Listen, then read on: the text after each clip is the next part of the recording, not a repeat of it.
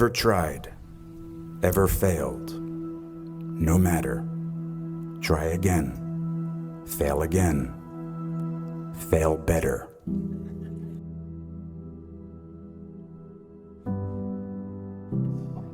My parents didn't have much money, but they struggled to send me to the best schools. And one of the most important things they did for me, and graduates, maybe you don't want to hear this, is that once I graduated, I was on my own. Financially, it was my turn. But this made me very hungry, literally. I had so many dreams of where I wanted to go, who I wanted to be, and what I wanted to do. Theater companies I wanted to start with classmates, movies I wanted to be in, directors I wanted to work with, stories I needed to tell. It might take a little time, I thought, but it would happen. What I didn't have was cash, a bank account, a credit card, or an apartment. I just had debt. A big, hungry, growing larger every moment debt. I packed the life that I knew, and I slept on couch after couch after couch after couch at friends' apartments in New York until I wore out their rent-paying roommates' welcome. What I didn't want to think about is where I would be tomorrow. I had to get a day job. I dusted pianos at a piano store on Ludlow Street for 5 months. I worked on the property of a Shakespeare scholar for a year, pulling weeds and removing bees' nests.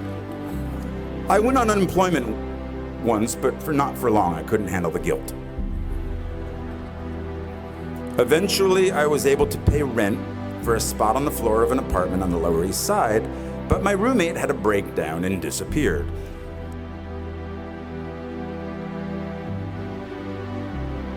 And then, finally, after 2 years of job and couch surfing, I got a job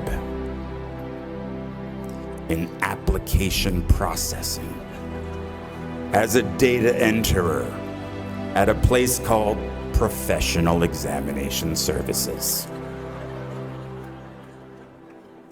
And I stayed for 6 years.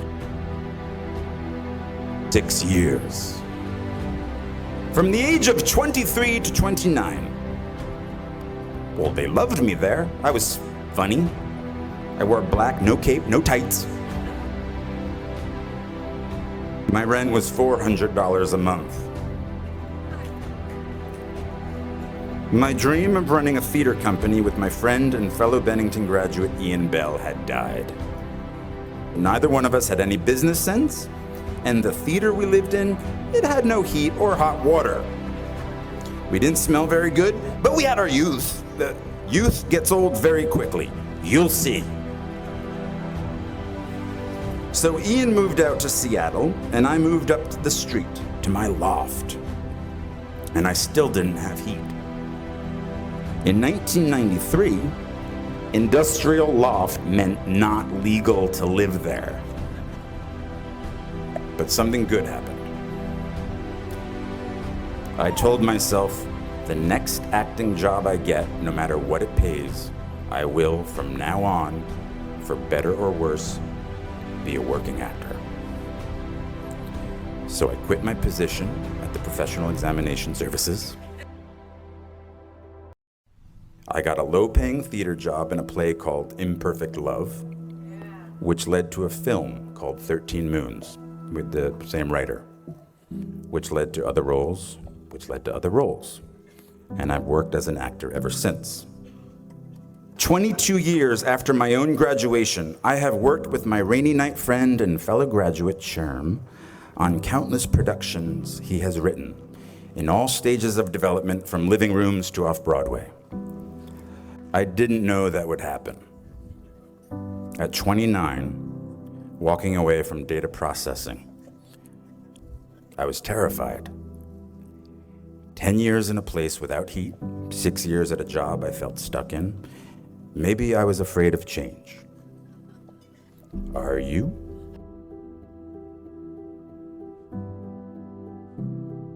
Please don't ever stop. Don't search for defining moments because they will never come. Just try not to wait until, like me, you're 29 before you find it. And if you are, that's fine too. Some of us never find it. But you will. I promise you. You are already here. That's such an enormous step all its own. You'll find your rhythm or continue the one you have already found. Don't wait until they tell you you are ready. Get in there. The world might say you are not allowed to yet.